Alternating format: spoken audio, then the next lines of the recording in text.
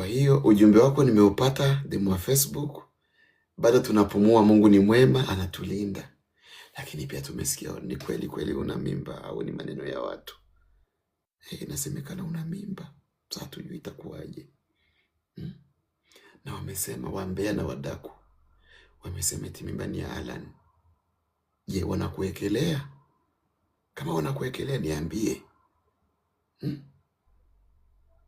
Eti wamesema si kawaida umevaa madera 4x4 wiki nzima. Ni udaku ambayo inatembea chini ya maji. Na wanasema ni mzungu. Congratulations kama ni ukweli. Haya mambo ni mazito. Na wadaku hizi taarifa wamezipata wapi? Ni swingi mauno. BK utafungwa na pie wake. Pie wake tena? Mnamaanisha nini?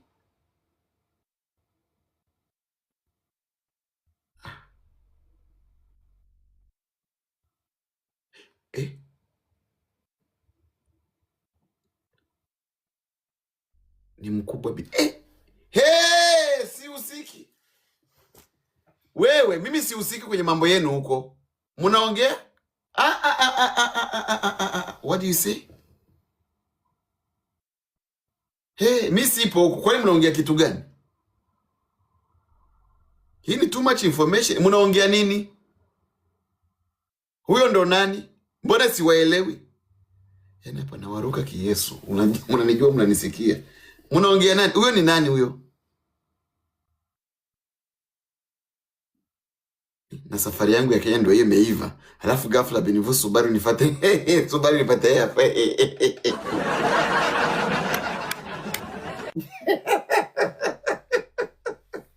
Nafika airport anaambia we panda.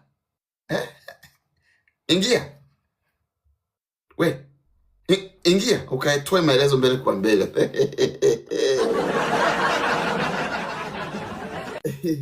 Mambo ni mazito. Anyway, ni hayo.